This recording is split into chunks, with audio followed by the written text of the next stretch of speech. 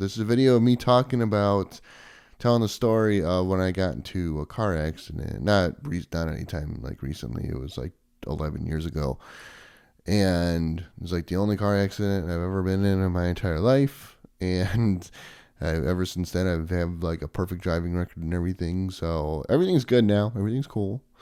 Haven't even so much as got pulled over since then. So that's a pretty big deal. I think that's pretty impressive, I would say.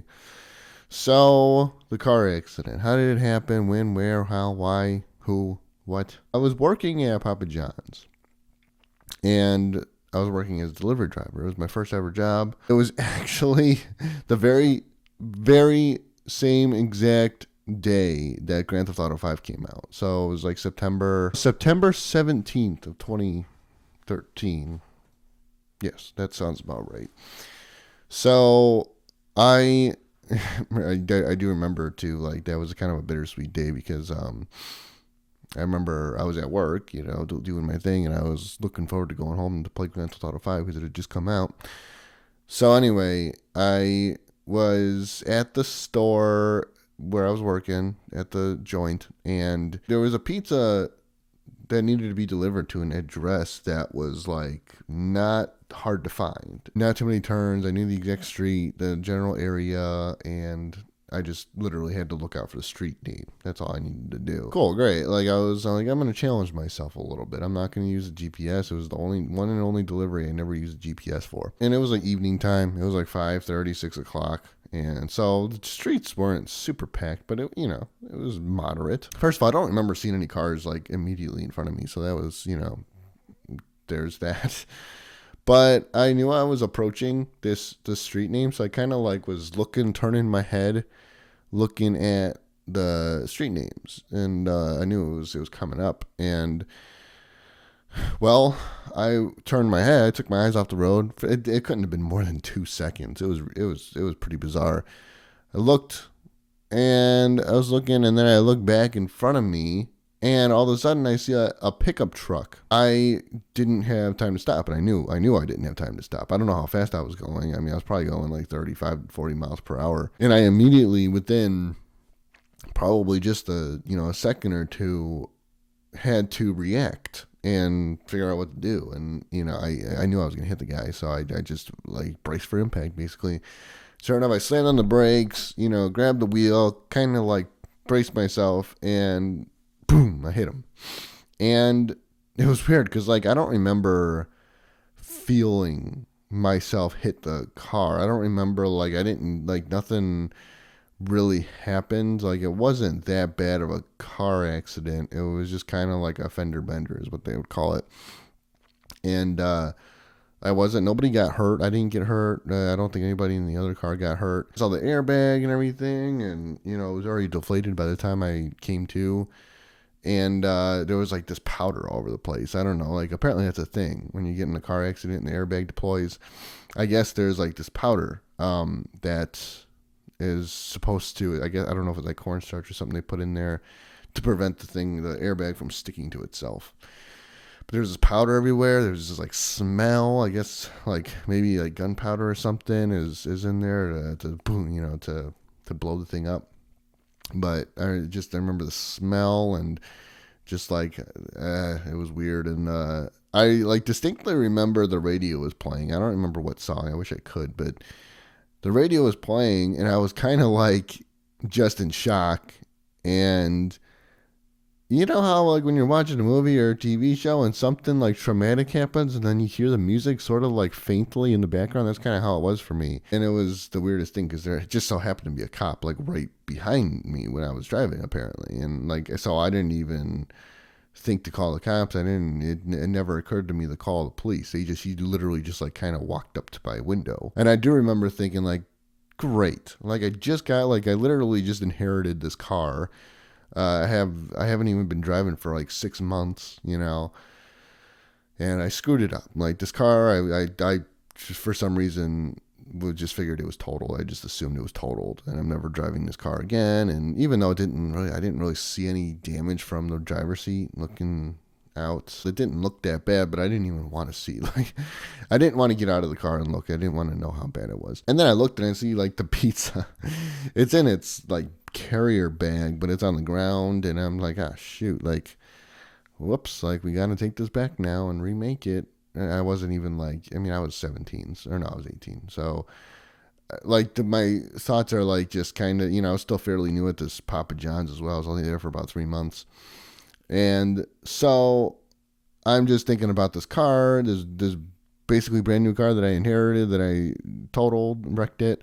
And my job is probably out the window now, right? Because who survived, who's like, you're working as a delivery driver, you get in a car accident. I just figured that's it. It's over. I don't know. I was just kind of sitting there waiting for orders. And I knew to call my job, to call my work and let them know what had happened.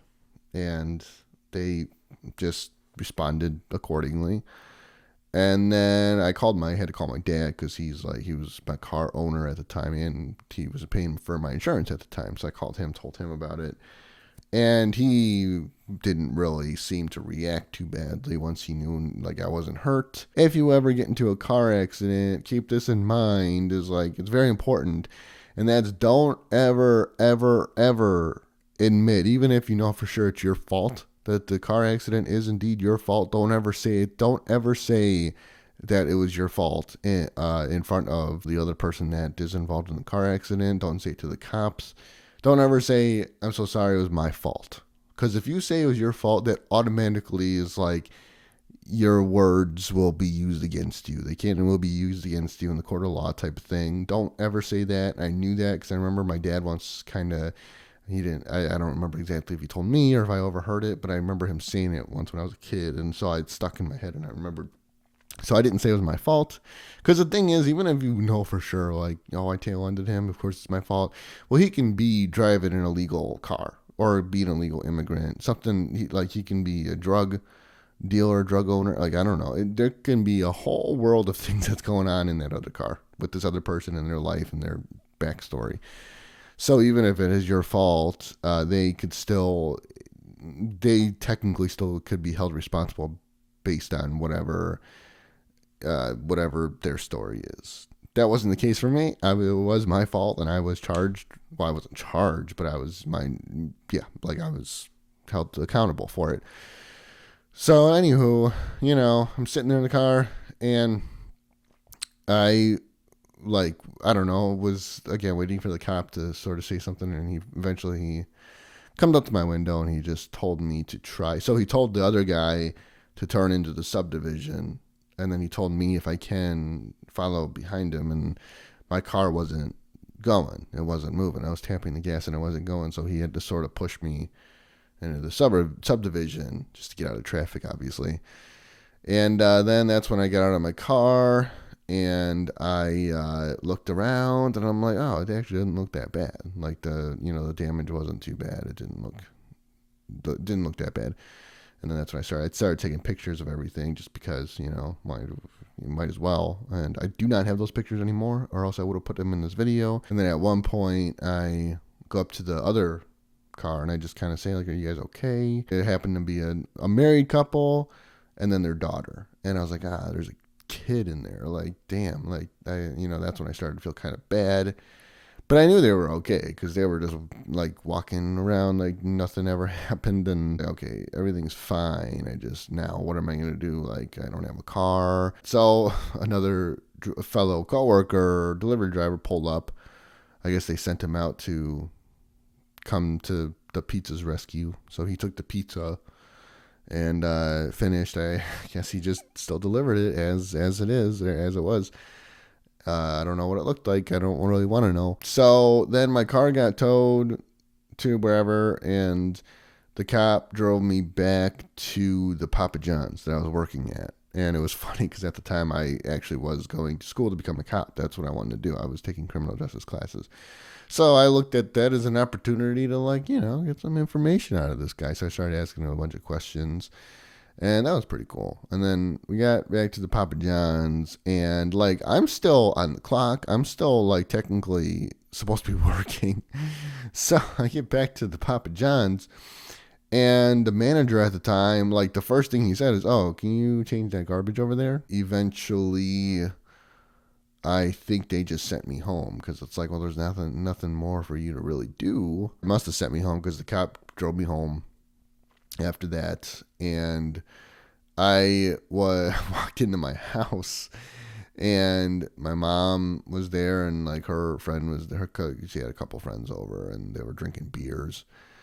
And I told her what happened, and she was just like, "What?" Like, "Oh man, wow, okay, that's something." She didn't really like overreact or anything. She was just, like just bewildered. Just the weirdest thing, because like I'm home now. Okay, I'm off work. I've been looking forward to play Grand Theft Auto 5 all day because it just came out. So I'm like, I'm not gonna not play the game, and it's just kind of like the most ironic thing because in Grand Theft Auto 5 all you do is drive around in cars and crash into people and stuff. So that was very surreal and weird, and just like, I mean, I'm playing this game, I'm trying to enjoy it, but I'm having like PTSD. Eventually I just went to bed and was sort of like in and out of sleep too, because I just keep on having these flashbacks, and it's just like the weirdest thing because when you get into a car accident, it all happens so fast.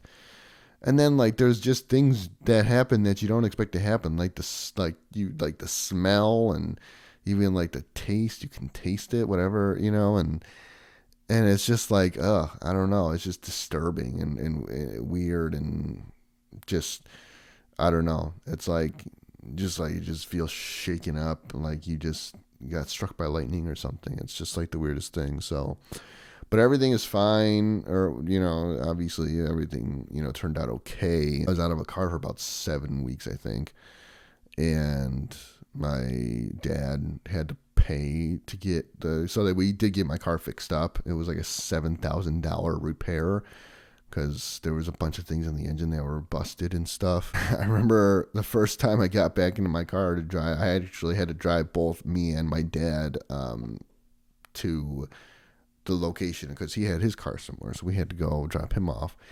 And it was my first time driving after that accident, and I can tell my dad was kind of on edge because he kept on saying stuff like, just drive as if it's just another day driving somewhere. Like, don't think about the accident, just drive normally as if nothing ever happened. And obviously it was fine and stuff, and it took a little while for me to get comfortable behind the wheel again.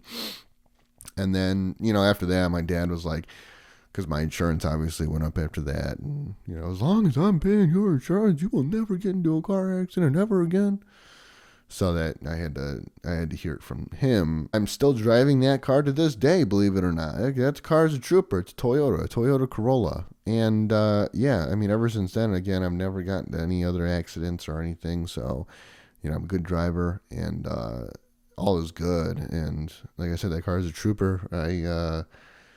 Yeah, she's still going. She's still going strong. My baby blue is what I call it because it's a blue car. My car survived it. I survived it. The other people survived it, and everything all is good now. So that's it. That's the story. So thank you guys once again very much for watching this. I do hope you enjoyed it. If you liked it, you know what to do. And as always, I will see you next time. God bless. God bless the USA.